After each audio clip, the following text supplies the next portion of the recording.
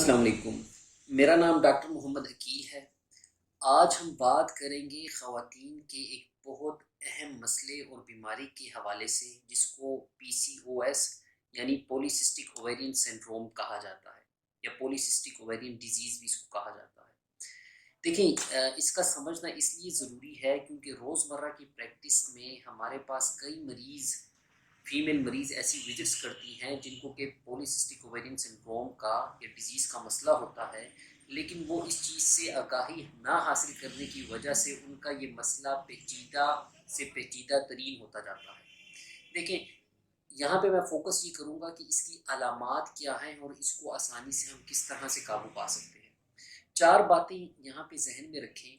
इसकी तारीफ़ मैं पहले यहाँ पे करता चलूँ कि पॉलीसिस्टिक ओवेरियन डिज़ीज़ एक ऐसी बीमारी को कहते हैं जिसमें ख़वातीन के हार्मोन्स डिस्टर्ब हो जाते हैं और उसकी वजह से उनकी माहवारी में काफ़ी महीने गैप आता है। यानी 4-4, 5-5, 6-6 महीने उनकी माहवारी मिस होती रहती है, या तो स्टार्ट में बलूगत से उनको माहवारी होती नहीं है, अगर स्टार्ट होती है तो उसमें गैप आता है और माहवारी कम मिकदार में आती है। ठीक है, और इसमें ये बात जहन में रखें कि इसमें ये सिर्फ और सिर्फ हार्मोनल डिजीज़, हार्मोनल इम्बैलेंस की वजह से होता है।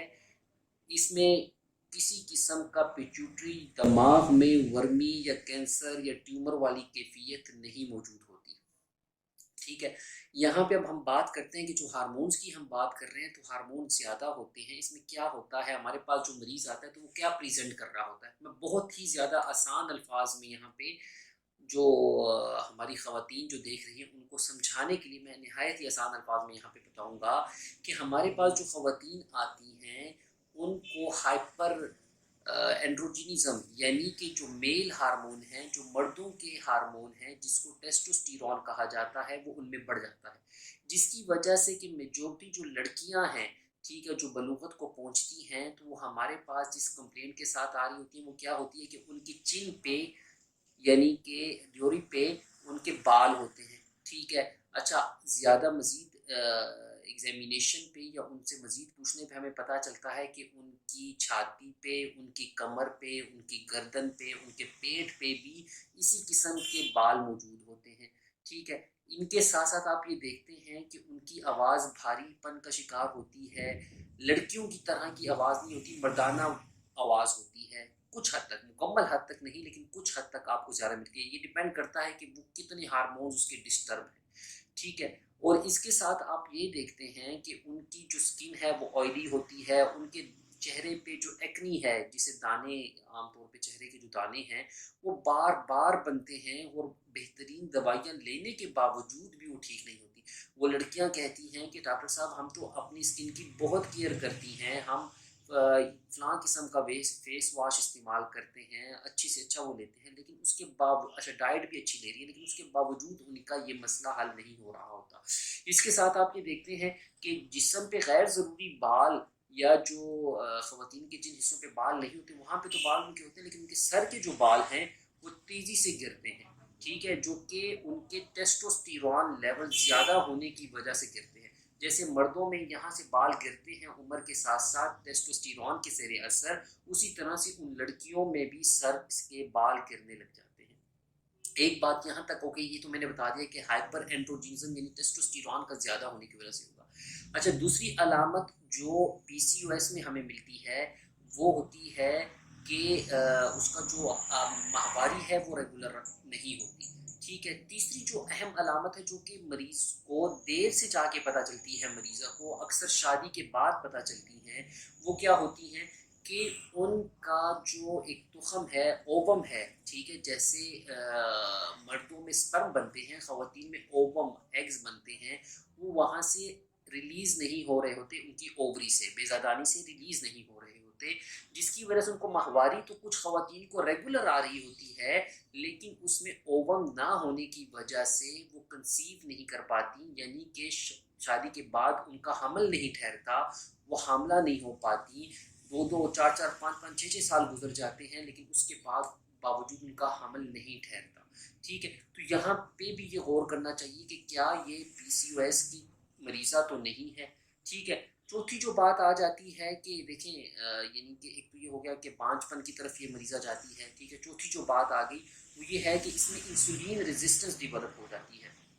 آپ کو حیران کن بات میں یہاں پہ یہ بتاؤں کہ 1935 سے اس بیماری کے حوالے سے مختلف سائنٹسٹ، مختلف جو پریکٹیشنرز ہیں وہ بڑے لیول پہ اس کے حوالے سے تحقیق بھی کر رہے ہیں اور اس پہ بہت زیادہ میٹیریل لکھا بھی جا چکا ہے. لیکن اس وقت انسولین ریزسٹنس جو یہ ڈیولپ کرتی ہے اس کے ساتھ نہ صرف اس خاتون میں موٹاپا زیادہ ہو جاتا ہے، وزن اس کا پھیلتا ہے، ٹھیک ہے، اس کے ساتھ ساتھ ان میں دیکھا جائے تو جو دل کے امراض ہیں اور ٹائپ 2 ذیابیطس، شوگر ہونے کے چانسز، ڈائبٹس ملائٹس ٹائپ 2 ہونے کے چانسز بھی اس میں بڑھ جاتے ہیں. ٹھیک ہے. تو آپ دیکھتے ہیں کہ یہاں پہ ضروری نہیں ہے کہ پی سی او ایس کی مریضہ کو موٹاپا ضروری ہو، لیکن اکثریت خواتین میں یہ دیکھی جاتی ہے کہ ان میں موٹاپا زیادہ پایا جاتا ہے اور موٹاپا کہیں نہ کہیں جا کے ان کی پی سی او ایس کی وجہ بھی بنتا ہے. ٹھیک ہے، پولیسسٹک اوویرین سنڈروم کی وجہ بھی بنتا ہے. تو عام طور پہ یہ کہا جاتا ہے کہ مردوں کی جو ویسٹ ہے یعنی کمر ہے وہ 40 سے زیادہ نہیں ہونی چاہیے اور خواتین کی 35 سے زیادہ نہیں ہونی چاہیے.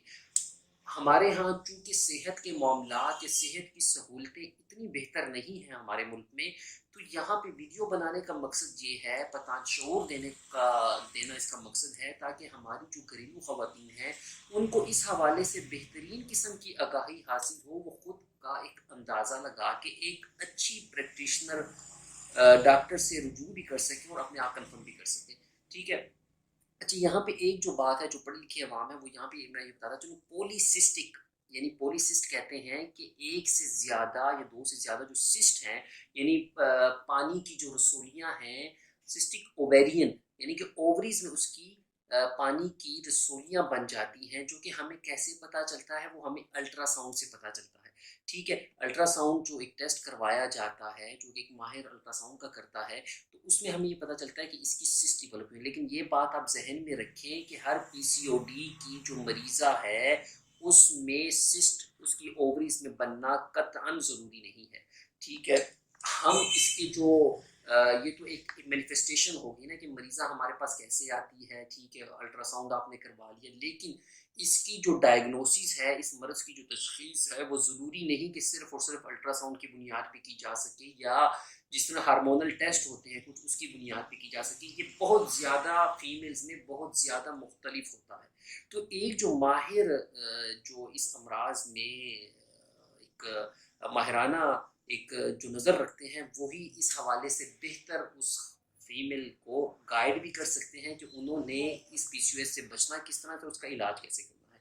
ٹھیک ہے. ہارمونل ٹیسٹ کروائے جاتے ہیں، ٹیسٹوسٹیرون کا، ایسٹروجن کا لیول کروایا جاتا ہے. ٹھیک ہے. اس کے علاوہ جو ان کی لپڈ پروفائل ہے وہ کروایا جاتا ہے، انسولین کا لیول دیکھا جاتا ہے. یہاں پہ ایک سوال آ رہا ہے کہ انسولین ریزسٹنس کی میں نے بات کی، تو انسولین ریزسٹنس ہوتی کیا ہے؟ دیکھیں، انسولین ریزسٹنس یہ ہوتی ہے کہ آپ کے جسم میں گلوکوز کی لیول زیادہ ہوئی، انسولین بنی، لیکن انسولین اتنی بن رہی ہے کہ وہ جو ہے آپ کا جو سیلز ہیں وہ اس کو قبول نہیں کر رہے. یعنی جو گلوکوز آپ کے خون میں موجود ہے وہ اس کو اٹھا کے انسولین جو عام طور پہ آپ کے لیور، آپ کے پٹھوں میں اس کو سٹور کرتی ہے، وہ سٹور کرنے کی صلاحیت کھو دیتی ہے. ٹھیک ہے. تو اس کو ہم کہتے ہیں کہ ہمارے جو سیلز ہیں وہ انسولین کو ریزسٹنٹ ہو گئے ہیں. ٹھیک ہے. وہ اس کو رسپونڈ نہیں کر رہے. ٹھیک ہے. اس کی شناخت نہیں کر رہے، اس کا جو کام ہے اس کو نہیں کرنے دے رہے. اس کے نتیجے میں کیا ہوتا ہے کہ موٹاپا بڑھتا جاتا ہے. ٹھیک ہے. تو یہاں پہ یہ بات یاد رکھیں کہ انسولین ریزسٹنس جو ہے وہ موٹاپے کی وجہ سے، اور اس کی وجہ سے موٹاپا پیدا ہوتا ہے، اور آگے جا کے پی سی او ایس اور ہائپر اینڈروجینزم جو کہ میں نے پہلے بتایا اس کی وجہ سبب بنتا ہے، اس کا وجہ بنتا ہے. ٹھیک ہے. تو یہاں پہ موڈیفیکیشن آپ کس طرح سے کریں گے؟ آپ پی سی او ایس پہ کنٹرول حاصل کرنا چاہتے ہیں تو کس طرح سے کریں گے؟ ٹھیک ہے. سب سے پہلے تو یہ ہے کہ آپ اپنی لائف سٹائل میں موڈیفیکیشن کریں. یہ جتنے بھی گائنیکولوجسٹ ہیں، آبسٹیشینس ہیں، ٹھیک ہے، جو اس فیلڈ سے ریلیٹڈ کام کر رہے ہیں پی سی او ایس پہ، ان سب کی متفقہ رائے ہے، اوپینین ہے کہ آپ اپنا ایک، اگر آپ سیڈنٹری لائف گزار رہے ہیں، مطلب جہاں پہ چلنا پھرنا آپ کا زیادہ نہیں ہے، آپ اپنی واک زیادہ کریں. ٹھیک ہے. سیڈنٹری لائف کو اوائڈ کریں. اپنی جسم کی جو ایک موٹیلٹی ہے اور حرکت ہے اس کو بڑھائیں. ٹھیک ہے. اور تیسرا یہ ہے کہ اپنی ورزش کریں. ٹھیک ہے. اچھا، تو یہاں پہ آپ یہ دیکھتے ہیں کہ کاربس آپ اپنی مطلب کاربوہائیڈریٹ جتنے ہو گئے یعنی جن میں گندم ہو گیا، ٹھیک ہے، بیکری کی اشیاء ہو گئی، یہ جو کولڈ ڈرنکس ہیں جس میں پیپسی، سیون اپ، کوکو کولا، مختلف انواع کی جو کولڈ ڈرنکس ہیں یہ مکمل بند کر دیں، ٹھیک ہے۔ اور رات کھانے کے بعد کی چہل قدمی، صبح ارلی مارننگ تیز تیز واک ہو گئی، ٹھیک ہے، یہ خواتین کے پی سی او ایس کو بننے کے عمل کو روکتی ہیں، اور اگر وہ ہو چکا ہے تو اس کو ریورس کرنے کی بھی یہ صلاحیت رکھتی ہیں۔ اور اس کے ساتھ ساتھ اگر علاج کے حوالے سے بات کی جاتی ہے تو ہومیوپیتھک طریقہ علاج میں اس کا سیفسٹ، محفوظ ترین اور بہترین قسم کا علاج موجود ہے۔